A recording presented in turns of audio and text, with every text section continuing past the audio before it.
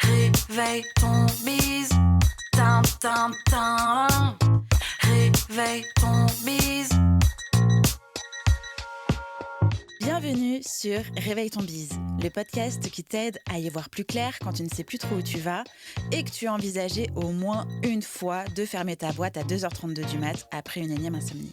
Moi, c'est Justine Arma, je suis entrepreneur depuis 2018. Mon job, t'aider à traverser les creux, retrouver de la clarté et redonner du sens à ton activité avec plus de kiff et évidemment moins de pression. Parce que oui, persévérer, ça peut aussi rimer avec envie de bosser moins. Alors si aujourd'hui t'as autant d'entrain que le mec de ta meilleure amie traîner à un karaoké un soir de pluie, alors t'es au bon endroit. Prends un café, un carnet et bonne écoute.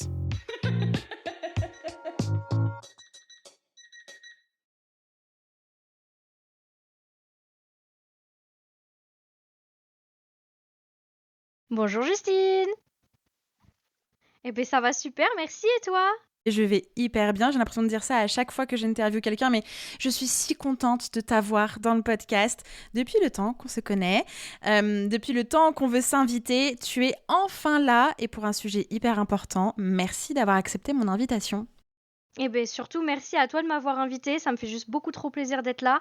Et comme tu dis, un sujet important et dont on a besoin d'en entendre parler. Mhm. Je pense c'est notamment ces dernières années où il apparaît souvent. Totalement. Alors avant d'entrer dans le vif du sujet, parce que là on n'arrête pas de teaser, même si les personnes ont vu le titre de l'épisode et la description, on n'arrête pas de teaser.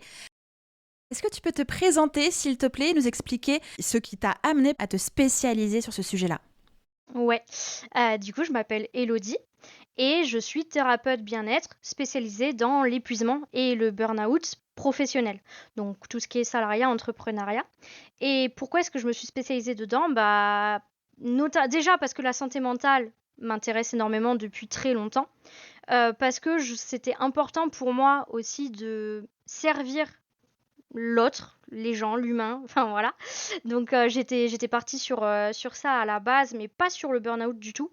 Et en fait, eh bien, quand j'étais dans le salariat et à temps partiel, parce que j'avais aussi créé mon entreprise de cabinet d'aromathérapie, eh bien, en fait, j'ai frôlé, flirté avec ce bon vieux burn-out, avec une perte de sens déjà liée à mon salariat, à mes valeurs qui étaient très chamboulées par rapport à ce qui était fait, on va dire, dans l'entreprise et que je ne pouvais plus tolérer. C'est la première étape qui m'a fait, en fait, partir en temps partiel et commencer l'entrepreneuriat. Et ensuite, la deuxième étape, c'est que bah, pendant le temps partiel de 35 heures, je suis passée à 20 heures, sauf que c'était important pour moi de gérer quand même les dossiers, les machins, les bidules, la surcharge a commencé à être là. Et en fait, bah, ouais, j'essayais de caler en 20 heures ce que je faisais en peut-être pas 35 heures, mais en tout cas pas loin. Et du coup, ça a commencé à devenir très compliqué parce qu'à côté, j'avais l'entrepreneuriat que du coup, j'avais du mal à développer. Je pouvais pas y mettre les priorités que je souhaitais.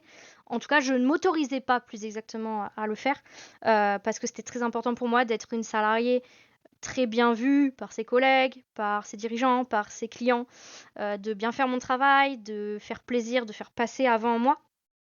Et en fait, bah, tout ça, ça a fait au bout d'un moment, en 2022, un gros boom badaboum. Et j'étais en train de me former sur le sujet du burn-out à cette époque-là, qui m'intéressait énormément et je voulais aider ceux qui le subissaient et bah, le cordonnier est le plus mal chaussé. Et en fait, bah, j'ai été dans le déni jusqu'à milieu 2023, je dirais, où en fait, bah, là, en commençant à vraiment connaître le sujet, accompagner des personnes. Je savais déjà que j'avais au moins fait un burn-in, tu vois, donc Mm. la période avant le burn-out, l'épuisement. Mais en réalité, je me suis jamais allée fait diagnostiquer chez le médecin. Mais à mon avis, à l'époque, si je lui avais expliqué tout ce qui se passait, il est très probable qu'il m'aurait diagnostiqué le burn-out. Ok. Voilà. compliqué. Alors, j'ai envie de dire beau parcours parce que ça donne du sens à ton entrepreneuriat aujourd'hui.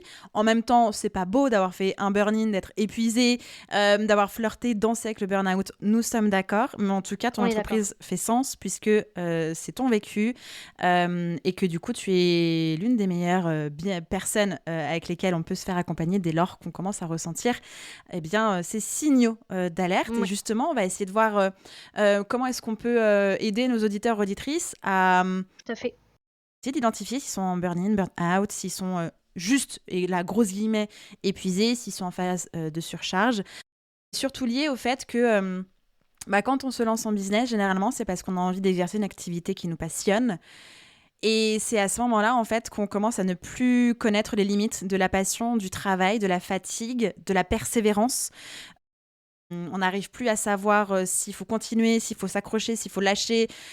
Il y a tout plein de trucs de culpabilité derrière, de si on fait pas plus, si on lâche, si... bref, il se passe énormément de choses. Alors oui, les salariés sont sujets aussi, mais on en parle et il faut en parler de plus en plus que ça touche aussi bon nombre d'entrepreneurs, d'entrepreneuses quand on choisit un métier passion parce que ça vient de nous, notre business. On est passionné avant toute chose, sinon on ferait pas ce qu'on fait tous les jours. Alors C'est justement, sûr.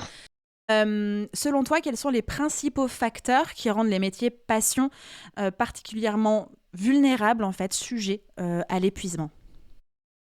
Ouais, déjà, tu as bien fait de le souligner, c'est que on est tous à risque de faire un jour un burn-out. Peu importe notre activité, qu'on soit entrepreneur, salarié, qu'on soit maman ou papa au foyer, qu'on soit étudiant, jeune, vieux, on est tous à risque. Ces risques, en fait, c'est des choses qui nous viennent de l'enfance, des stratégies de survie qu'on a mis en place, et de la pression que peut aussi nous mettre la société actuelle dans Mhm. laquelle on vit, bien évidemment. Mais on a aussi les métiers passion, l'entrepreneuriat notamment. Généralement, comme tu dis, en fait, on va développer une activité qui nous plaît, en fait, qu'on kiffe. Donc, on est souvent des entrepreneurs passionnés. Dans ce cas-là, en fait, on va avoir, comme tu dis, ce surinvestissement émotionnel qui est vraiment intense, dans le sens où ça devient quasiment notre bébé, cette activité. Comme ça devient quasiment notre bébé, et qu'aussi il y a tout le reste de la vie à gérer comme tout le monde, hein, bien Mhm. évidemment, eh bien on va y aller très très à fond, ce qui va plus facilement risquer de nous épuiser. On n'est pas tous à risque parce qu'en fait on a certaines habitudes qu'on a pris, encore une fois, depuis notre enfance, etc., qui en fait peuvent être délétères et nous desservir. Ça peut nous servir à des moments donnés de notre vie, mais quand ça commence en fait à impacter notre quotidien négativement, c'est que ces habitudes-là nous desservent maintenant. Ces croyances-là aussi, on peut avoir aussi des croyances. Donc des habitudes, ça va être par exemple, je vais rogner mon temps de sommeil parce que là, il faut absolument que je finisse mes dossiers, mes machins, mes bidules. Donc j'irai au lit plus tard. Je rogne sur mon temps de sommeil, puis le lendemain, je me lève à la même heure parce qu'en fait, j'ai mon entreprise à faire tourner, mon CA à faire grimper, etc. etc. Et ben ça, par exemple, alors, si le temps, la quantité de sommeil et la qualité de sommeil est bonne pour la personne donnée, parce qu'on n'est pas tous égaux face au sommeil, on a tous besoin d'un sommeil de qualité et de quantité suffisante, mais par contre, toi, tu as peut-être besoin de 8 heures. Moi, par exemple, j'en ai besoin de 9. Et c'est comme ça. Je ne pourrais pas m'en départir. Je peux pas, genre, je me dire, à partir de maintenant, je dors que 6 heures par nuit, ça va se faire. Non, du tout, ça marche pas. Donc, on a ça, par exemple, ça, c'est des mauvaises habitudes de vie. On peut aussi avoir des difficultés à s'alimenter sainement parce que tu comprends, il faut faire les Faire courses, vite. c'est compliqué, il faut faire vite, faut faire la bouffe soi-même, ça prend du temps, etc. Et puis manger les fruits, les légumes, les machins, les bidules avec l'assiette qui est bien, protéines, légumes verts et Mhm. blablabla, c'est compliqué. Donc des fois, en fait, c'est beaucoup plus rapide de prendre un plat tout prêt, un truc congelé, un fast-food, etc. Et soit, en soi, c'est pas forcément un problème, mais généralement, si on dort mal, on va plus facilement avoir envie de malbouffe, sucre, gras, donc Clairement. voilà. Donc voilà. Et en fait, du coup, le problème de la malbouffe, c'est qu'il faut imaginer que, imagine, tu as un compte en banque énergétique et dessus tu mets de l'argent. Cet argent, en fait, comment tu l'as?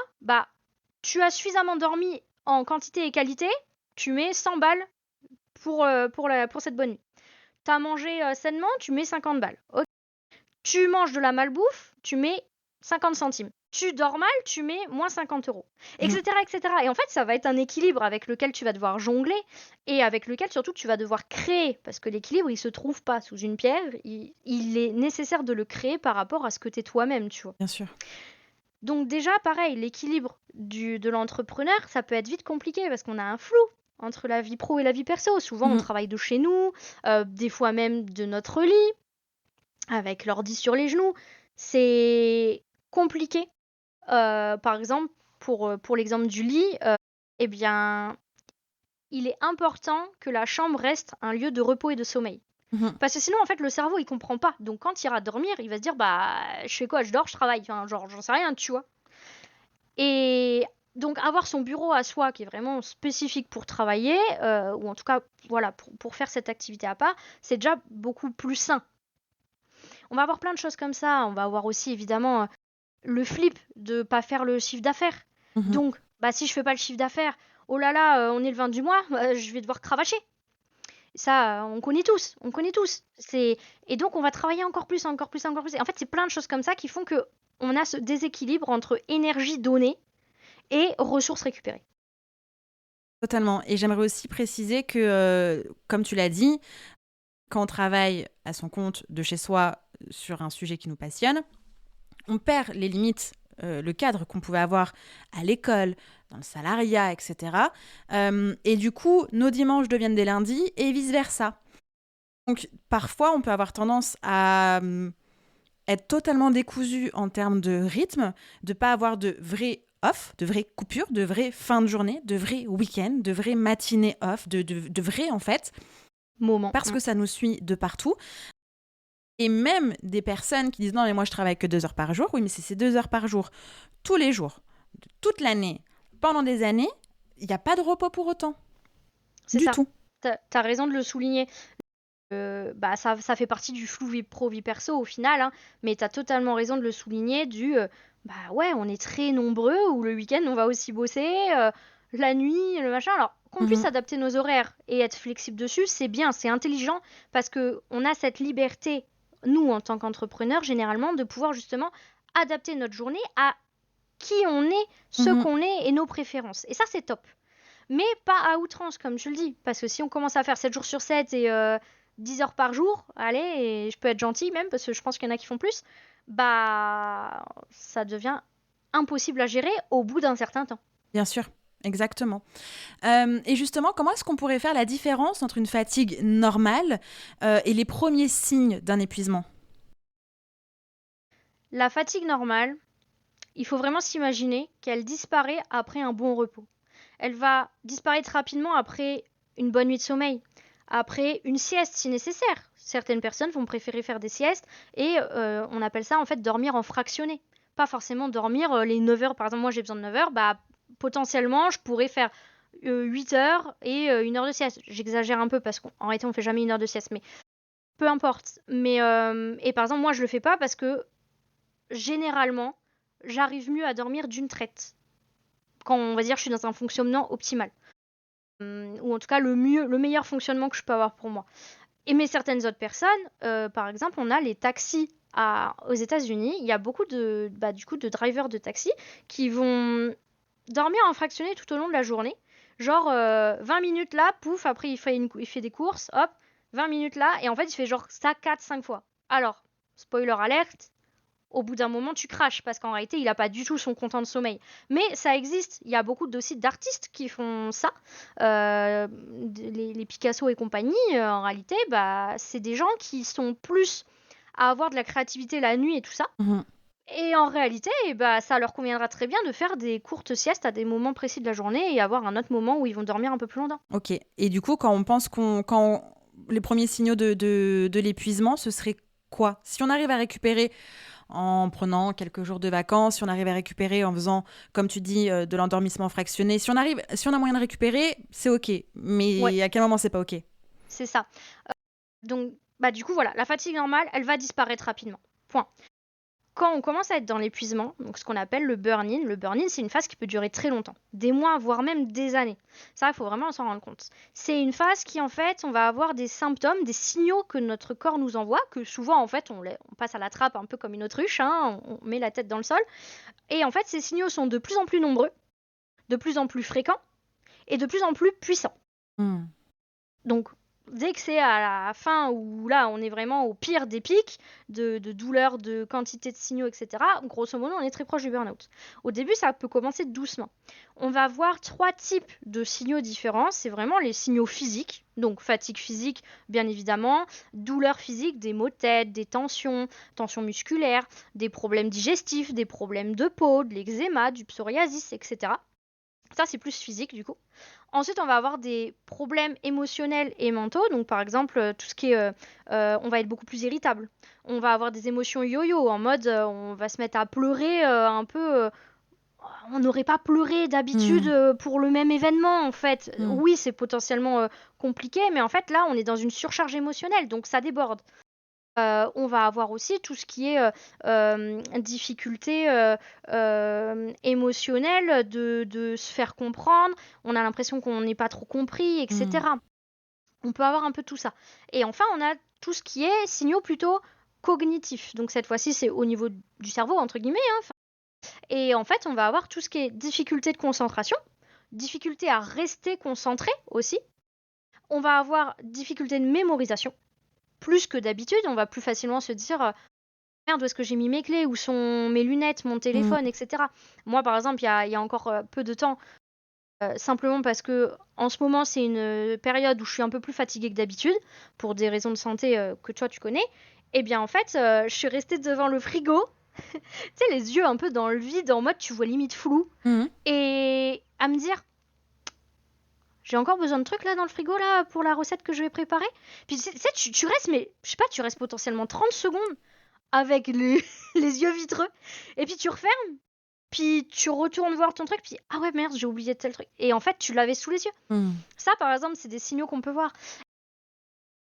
Évidemment, du coup, la fatigue mentale, c'était plus dans les signaux émotionnels. Qui peut aussi apparaître de plus en plus fréquente. On finit un peu la journée sur les rotules, tu vois. Des difficultés bien évidemment d'endormissement, tout ça, des difficultés aussi d'insomnie, de l'anxiété qui peut être croissante. Bah voilà, tous ces signaux-là, on les a pas forcément tous, mais en tout cas, ils vont tendre à aller de plus en plus en intensité, en fréquence et en nombre. Parce qu'en fait, le corps, faut imaginer qu'on est sur l'autoroute, on est au volant d'un bolide, et en fait, on voit un premier panneau qui dit rouler à 130. Bon, toi, t'es à 200 déjà. Toi, t'es à 200, t'es à fond, bille en tête. Ok, t'es à 200, tu vois le panneau 130, tu l'écoutes pas. Rappel 130, tu l'écoutes toujours pas. 110, tu continues toujours bille en tête.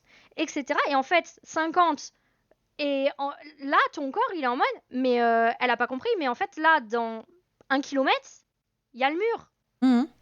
Du coup, c'est pour ça qu'il y a des panneaux de ralentissement. C'est que sinon, tu prends le mur. Bah, au bout d'un moment, pour pas que tu te prennes le mur, ton corps, par bienveillance pour toi et par peur aussi pour lui-même, hein, il y a un moment, il va mettre le frein à main. Spoiler alerte, frein à main sur l'autoroute, pas bonne idée. Et en fait, c'est le... Si tu ne prends pas toi-même de temps, ressourcement dans ton agenda, c'est ton corps qui te le fera prendre.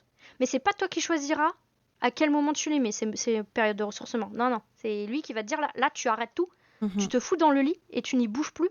Et même pour te laver les dents, ça va devenir une montagne. C'est ça en fait le burn-out. Et c'est la fin. Mais en fait c'est la fin, mais il y a eu 1 milliard de signaux avant. Bien sûr. Pour te le dire. Ce qui veut dire, si on comprend bien, c'est qu'il faut toujours être dans un mode d'auto-observation, d'écoute de soi, pour justement prévenir cette phase d'épuisement, burn-in, burn-out. Ouais, totalement. Tu as totalement raison de souligner ça. En fait, être attentif à ses ressentis, c'est vraiment indispensable. Et encore une fois, on n'a pas forcément appris à le faire quand on était jeune. Du coup, c'est compliqué. On n'en parle pas depuis si longtemps que ça, de commencer à, par exemple, l'éducation bienveillante, à expliquer aux enfants quelle est cette émotion, qu'est-ce que ça signifie derrière, comment est-ce que tu peux l'accepter, l'évacuer, faire avec. et que c'est normal de la vivre et de pas la mettre sous le tapis. C'est encore assez récent. Et Inch'Allah, ça va continuer dans le bon sens en continuant à parler de ça. Mais du coup, nous, on arrive, on est des adultes et on est un peu coupé de nos émotions. Les émotions, c'est un peu pas cool, tu vois. Notamment quand elles sont, entre guillemets, négatives. Donc la colère, la tristesse, la peur, etc. On va avoir tendance à je me suis encore mis en colère, c'est pas bien. Et tu te flagelles. Tu sais, un peu comme un petit diable sur ton épaule qui a Bien le sûr. fouet là, et schlac. Et le problème, c'est que du coup, on est coupé de nos émotions, coupé de nos ressentis, coupé de notre corps.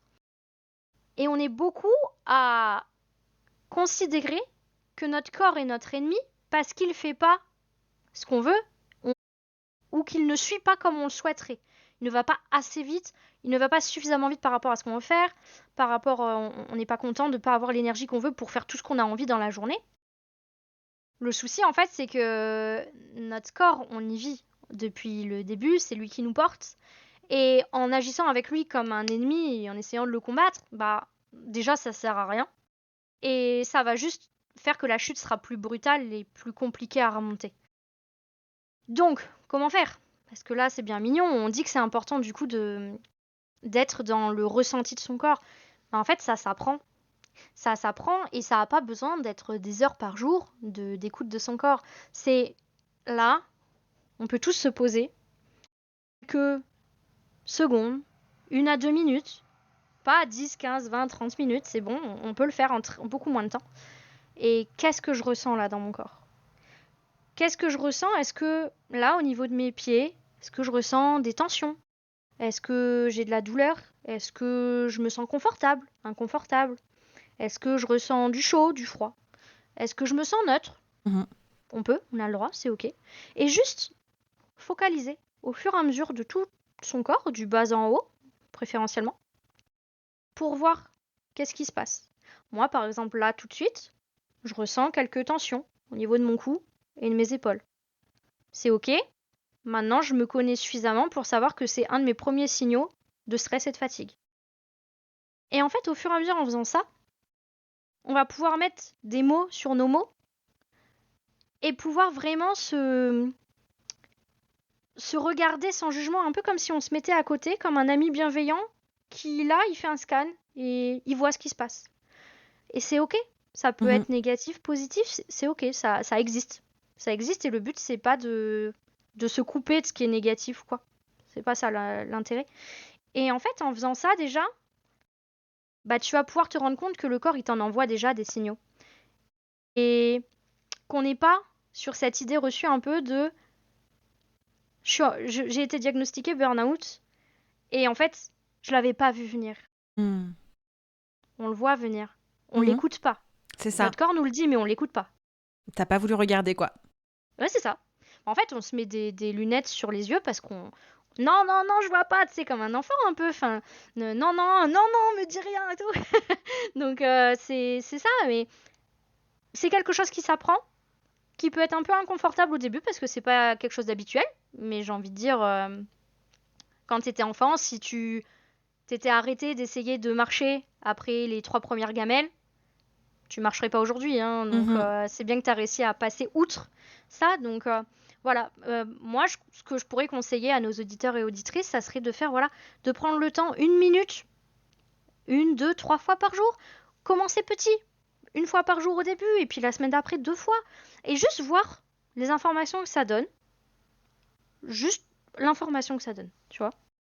Exactement, ça c'est vraiment une méthode de body scan et pour les personnes qui souhaitent essayer en tout cas cette méthode-là qui est vraiment très rapide en soi, on peut trouver des body scans sur YouTube, on peut trouver des body scans sur Petit Bambou, ça peut se faire entre guillemets très rapidement mais surtout très facilement parce que l'idée c'est pas que ce soit rapide, on arrête de tout vouloir que tout aille vite, là c'est prendre le temps de le faire et de le faire simplement sans avoir 1 milliard 500 000 trucs à faire juste avant.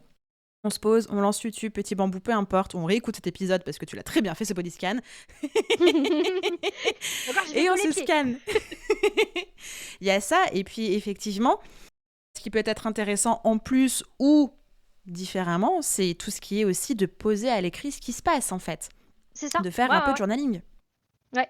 Moi j'aime beaucoup, surtout au début quand je faisais, moi j'appelle ça la météo intérieure dans mon accompagnement, mais en effet, c'est de pouvoir vraiment se noter. Bah là, aujourd'hui, je me sens en note sur 10, en fatigue, en stress, je me sens à temps. Donc, je sais pas, allez, 5 de fatigue, 6 de stress sur 10, ok.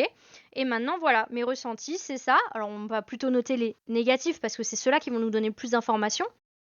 Et en fait, souvent, on va voir des schémas qui se répètent parce que, bah voilà, on a peut-être une difficulté plus présente que d'autres au niveau du bassin, du cou, de tension, des maux de tête, par exemple, moi, j'ai une accompagnée qui avait des blocages de mâchoire à cause du stress et de la fatigue. Waouh.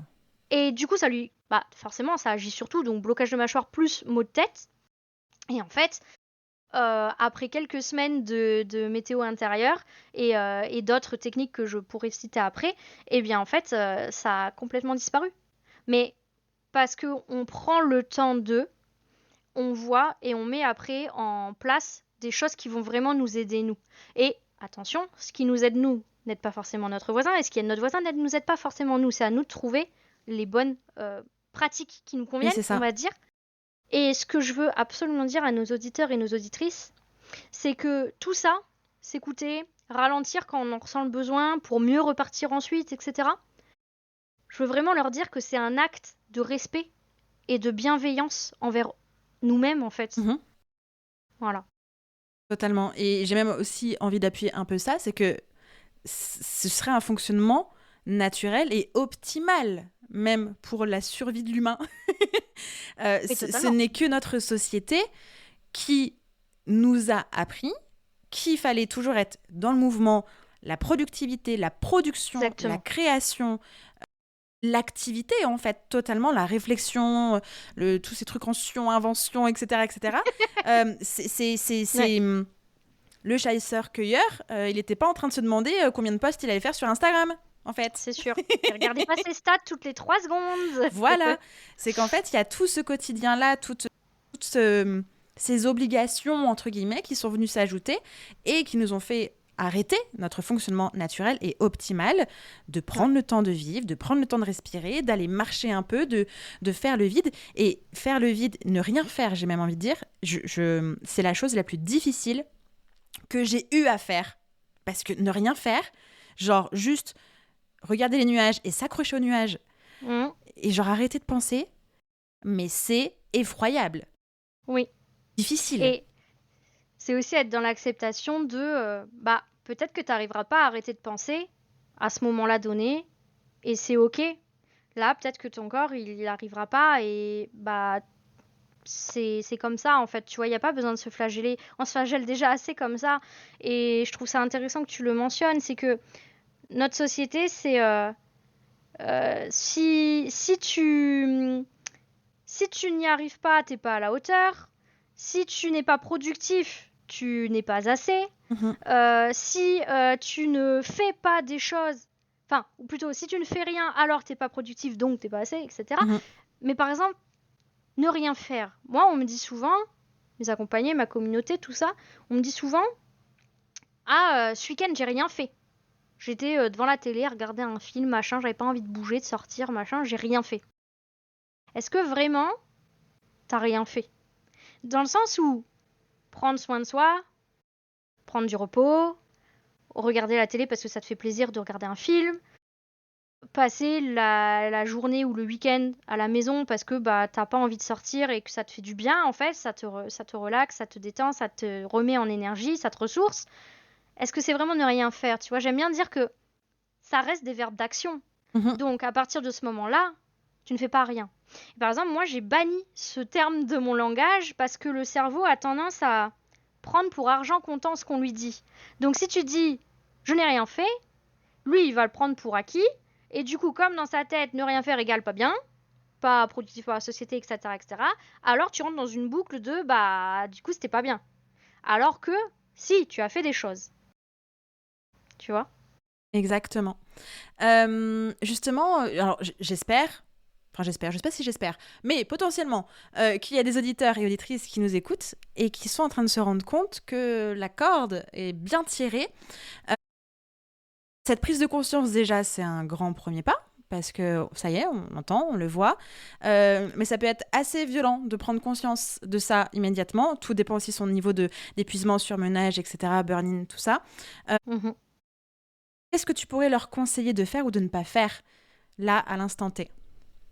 Ouais. Ce que je peux conseiller de faire pour ceux qui se retrouvent un peu dans toutes ces paroles et qui peuvent commencer à s'en inquiéter, déjà, c'est de prendre un pas de recul sur la situation afin de l'évaluer. Ne pas être dans une boucle émotionnelle de ça y est, j'ai peur, ça y est, oh là là, qu'est-ce qui va se passer? Est-ce que du coup, je vais forcément tomber en burn-out? Est-ce que je le suis déjà? Etc. Parce qu'en fait, là, d'abord, ce qu'on veut voir, c'est qu'est-ce que tu ressens? Comment tu te sens toi, intérieurement, extérieurement, tout ça? Quels sont les signaux dont on a pu parler que tu retrouves? Qu'est-ce qui se passe quand tu fais cette météo intérieure, quand tu prends ce temps de regarder tes ressentis? Et comme ça, on va pouvoir faire déjà un état des lieux. Tu peux aussi t'aider, et ça c'est assez intéressant, de tests en fait sur Internet. Attention à prendre avec des pincettes, tous les tests ne sont pas bons, il y en a certains quand même qui sont plus médicaux ou psychologiques. Donc ça peut être intéressant pour avoir un premier avis. Moi par exemple, j'en propose un de test avec le Check-up Express et vous pouvez aller le faire gratuitement sur mon site. Et en fait, ça va pouvoir vous donner des informations un peu plus globales sur votre état. Et le but, c'est que vous puissiez vous servir de ça en mode ah ok, là par exemple, il semblerait que je sois quand même épuisée au moins un peu et que mon corps, du coup, en effet, ça serait bien que je sois un allié avec lui et que je sois avec lui dans cette épreuve. Je ralentis, je mets en place les indispensables, encore une fois, la trinité, sommeil, alimentation saine et activité physique quand on a encore l'énergie de le faire.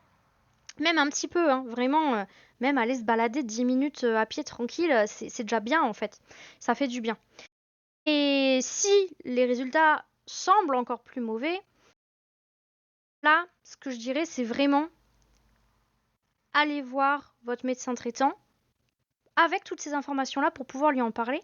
Parce que, à mon sens, le suivi médical, notamment pour un burn-out diagnostiqué, est indispensable. On ne peut pas faire sans. Et ça serait très déontologiquement néfaste que moi je vous dise de ne pas y aller, en fait, hein, clairement. Pour moi, en fait, on a le suivi médical d'un côté, et on peut, si on le souhaite, aller plus vite, être mieux compris, etc., avoir à côté un accompagnement, encore une fois, quand on est vraiment trop dans l'épuisement, dans le burn-in, voire même dans le burn-out, ou aussi pour les cas où on est en rechute. Beaucoup de personnes font une rechute au bout de quelques années. Et là, c'est que ça a mal été traité à la base. Donc peut-être que ça serait intelligent d'essayer autre chose. Et dans ce cas-là, cet accompagnement, on peut l'envisager soit avec un thérapeute, soit avec un coach. Mais attention à ce qu'il soit spécialisé dans l'épuisement et le burn-out. Dans le sens où le but, c'est pas d'aller voir quelqu'un, je sais pas, spécialisé pour l'endométriose. Ou même pas spécialisé du tout. Attention, vous aurez peut-être pas les effets que vous voulez et les résultats comme vous le souhaitez. Parce que forcément, après, c'est des thématiques très complexes, tu vois.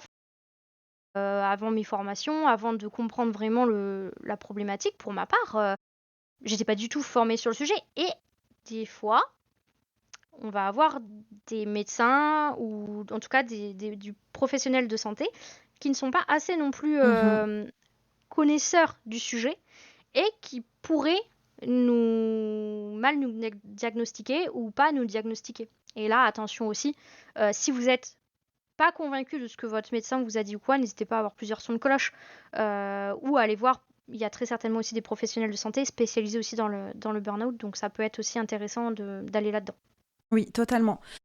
Ce que j'aimerais rajouter aussi, parce que on voit bien que ça peut être difficile d'avoir un médecin traitant, d'un médecin généraliste, près de chez soi et rapidement.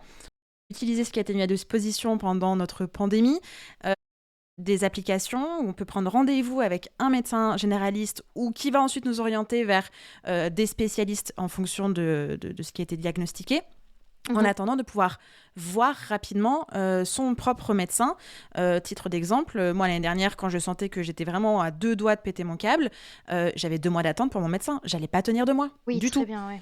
tu vois. Ouais. Donc, il a fallu que je passe par d'autres médecins pour tout de suite avoir un diagnostic, tout de suite avoir un OK, il se passe ça, il faut mettre ça en place, on va arrêter de faire ça, etc. Le temps d'avoir un rendez-vous avec mon médecin. Ouais. Et parce Oui, que j'avais eu totalement. un diagnostic, j'ai pu avoir un rendez-vous avant les 2 mois d'attente.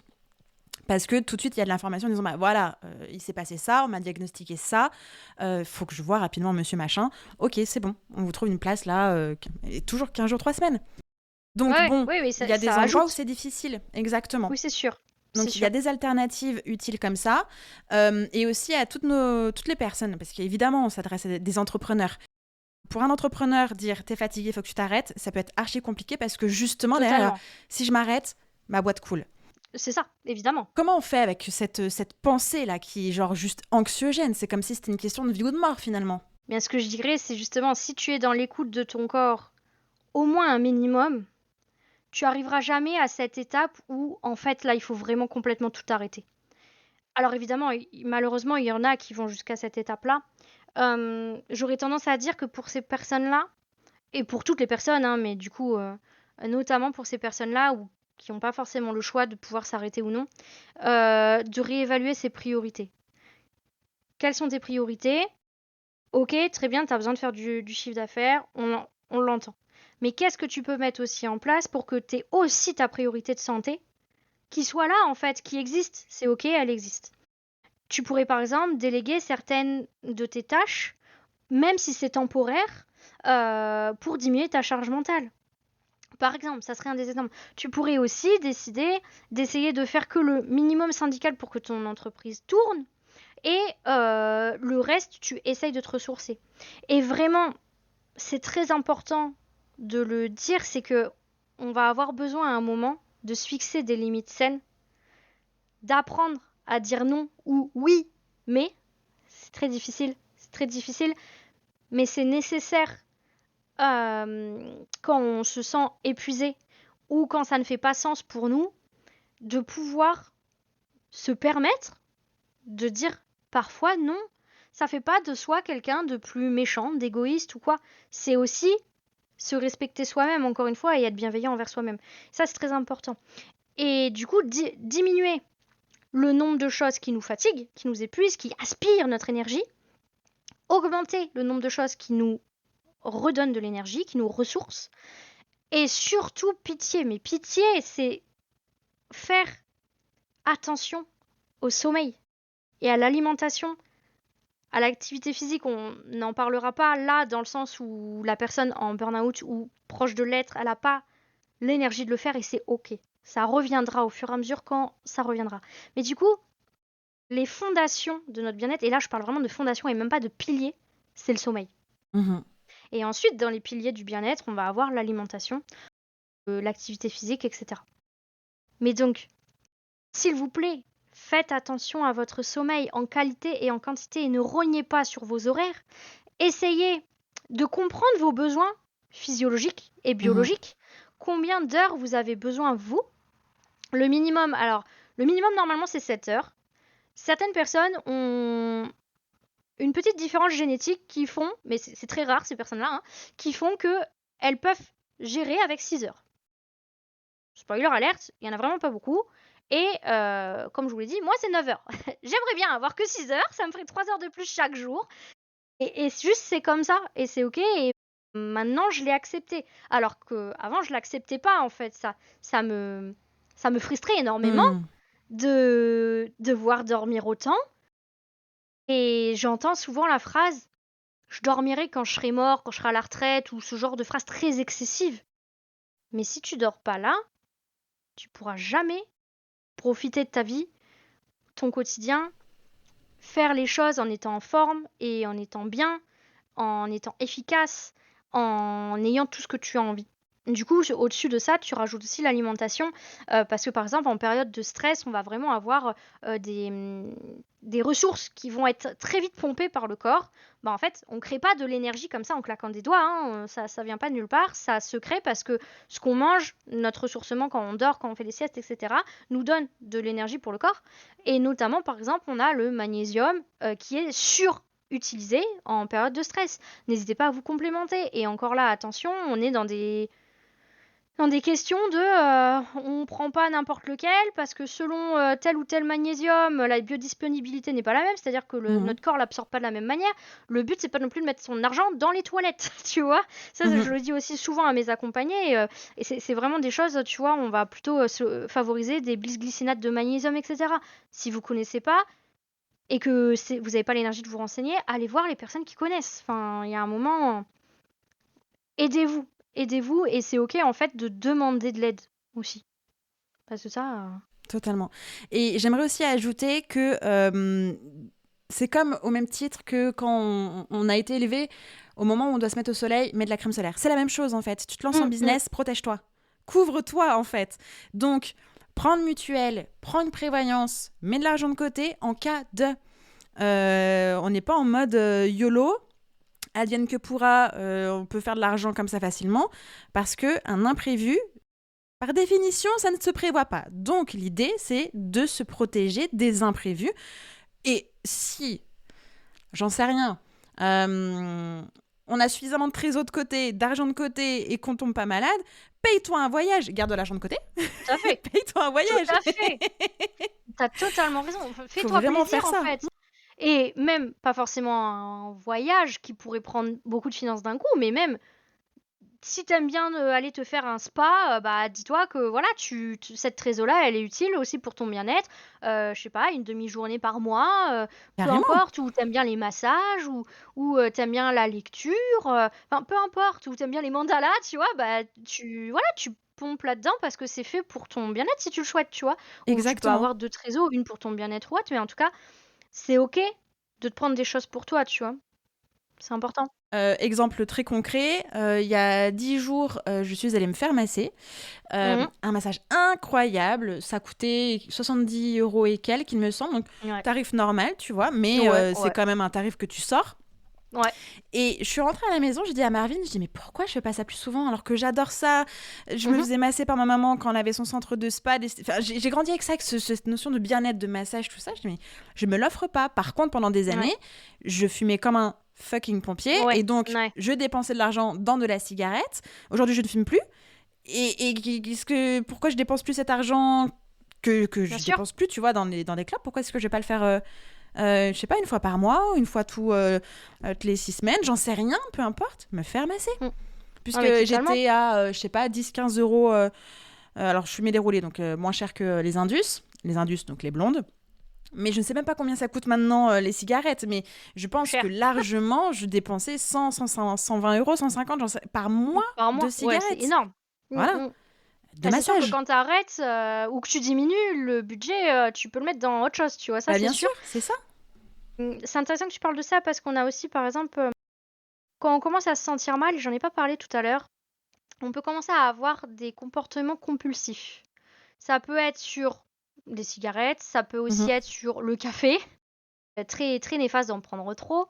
Ça peut être des achats compulsifs sur internet parce que, bah, en fait, ça nous fait du bien sur le moment, ça nous comble exactement. Ça peut être aussi des compulsifs sur, l'alimentation, sucré, gras et cetera, j'en parlais, mhm, notamment en fin de journée. «Ah tiens, je vais manger des bonbons, du chocolat, du machin, des bidules» et ça peut être aussi une prise d'alcool plus fréquente en fin de journée aussi, mhm. parce qu'il y a que comme ça où on arrive à faire un peu stopper le moulin du C'est cerveau, ça fait le qui break. mouline, qui mouline, qui mouline. Et attention, ça aussi, ça peut être des signaux intéressants à remarquer Mm, si vous commencez en fait à avoir ce genre de comportement de plus en plus régulier, de mhm. plus en plus fréquent. Tu fais bien de le préciser, surtout que quand on va de moins en moins bien, les premières choses que l'on enlève, c'est ce qui nous font du bien.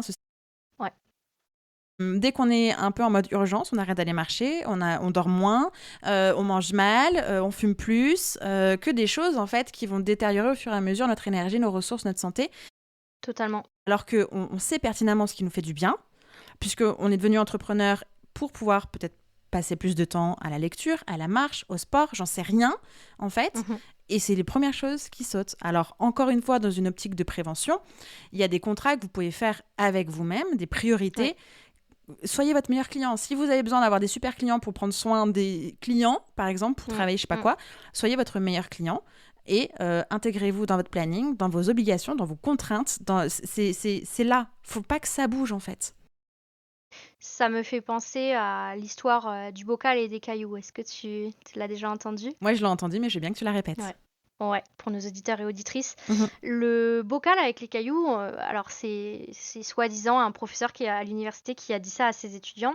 Il prend un bocal et il met dedans des gros cailloux qui vont jusqu'en haut du bocal. Et là, il demande à ses étudiants, est-ce que le bocal est plein? Ses étudiants, en chœur, oui! Ok. Il prend des petits cailloux, des petits graviers, il en fait glisser dans le bocal et en fait, il commence à tomber vers le bas. Il redemande à ses étudiants, est-ce que le bocal est plein? Tous en chœur, oui! Et après, il prend du sable, il fait glisser et ça finit de remplir le bocal. Il demande à ses étudiants, est-ce qu'il est plein? Oui! Et là, il prend un liquide, il en met encore un verre entier et en fait, ça a complètement pris.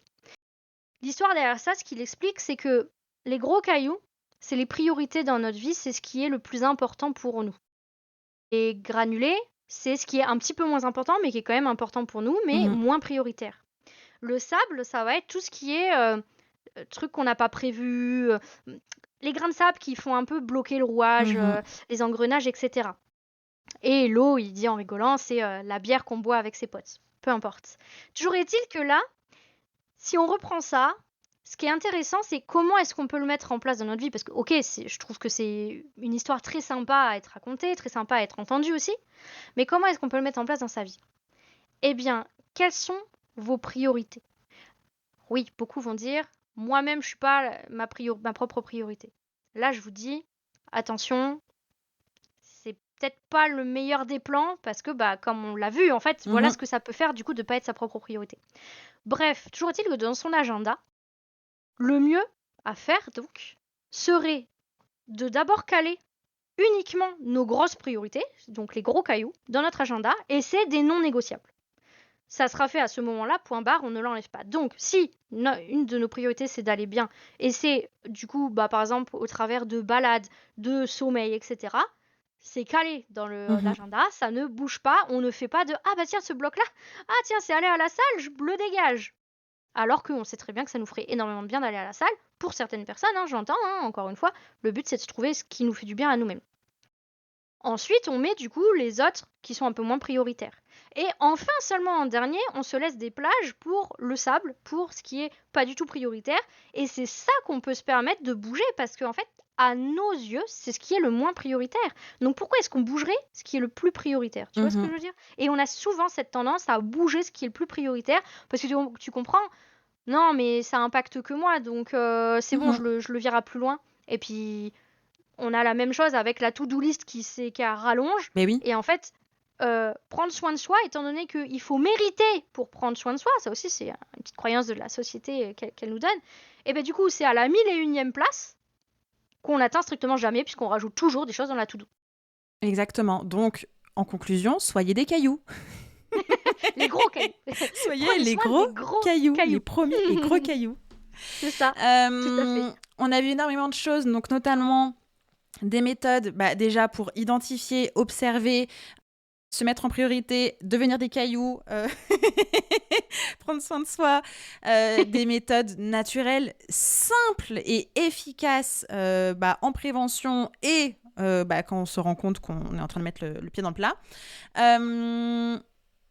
Quel message aimerais-tu faire passer à tous ces entrepreneurs, entrepreneuses passionnés qui nous écoutent et qui, justement, pourraient se sentir là, prise de conscience, au bord de l'épuisement?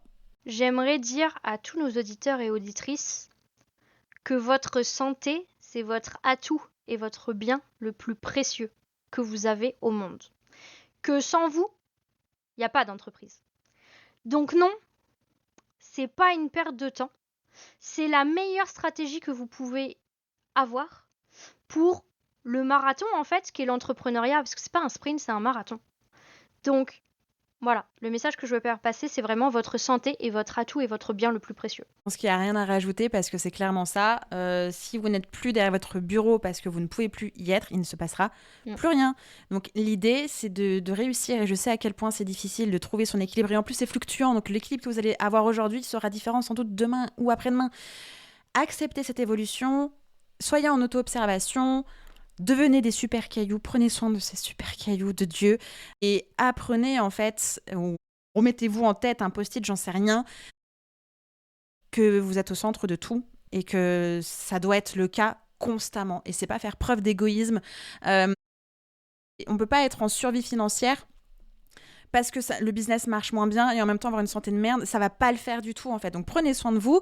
Le business, ça va, ça vient, on sait, c'est une évolution aussi. Mais vous, en fait, il y a une seule chance en fait. C'est pas en sortant une nouvelle offre que vous aurez une meilleure santé du tout. C'est sûr. La santé, c'est précieux. Vous êtes votre meilleur outil, meilleur atout. Prenez soin de vous. Prenez soin de vous. On dirait presque qu'on est en train de terminer cet épisode avec soit une pub prévention MST, j'avoue, soit fin de concert des enfoirés. Voilà. Protégez-vous. Protégez-vous. Merci beaucoup, Élodie. Avant de te quitter, où est-ce qu'on peut te retrouver pour avoir le meilleur de tes conseils? Et puis comment est-ce qu'on peut se faire accompagner? Bref, dis-nous tout. Eh bien déjà, merci infiniment à toi, encore une fois, de m'avoir invité. Ça m'a fait extrêmement plaisir d'être avec vous tous et toutes ici présents. Et du coup, vous pouvez me retrouver sur Instagram notamment. Donc mon compte, c'est Aromathérapie. Justine vous l'écrira, je pense, en description. Évidemment. Voilà. Et voilà, là-bas, il y aura toutes les informations. Vous aurez aussi le test gratuit si vous souhaitez le voir où vous en êtes, tout simplement, pour avoir quand même quelques infos. Et mon accompagnement là-bas, tout ça. Donc voilà, n'hésitez pas à venir me parler. Jusqu'à maintenant, j'ai mangé personne qui est venu me parler. 100% des gens sont repartis vivants. Donc... Non, totalement. Et puis, j'aimerais aussi préciser que tu es la fondatrice du podcast L'heure du réveillage. Et donc, le podcast sera aussi en lien, enfin en description de cet épisode. Parce que le premier pas, c'est aussi d'écouter tes meilleurs conseils. Et ton podcast est exactement fait pour ça. Merci beaucoup, Justine. Merci à toi. Bonne semaine à toutes et à tous. Oui. Et tu reviens évidemment quand tu veux. La porte est grande ouverte. C'est un sujet précieux. Voilà, donc avec grand plaisir pour te recevoir à nouveau. À très bientôt, Élodie. Merci, à très bientôt. Bye bye. Bye bye.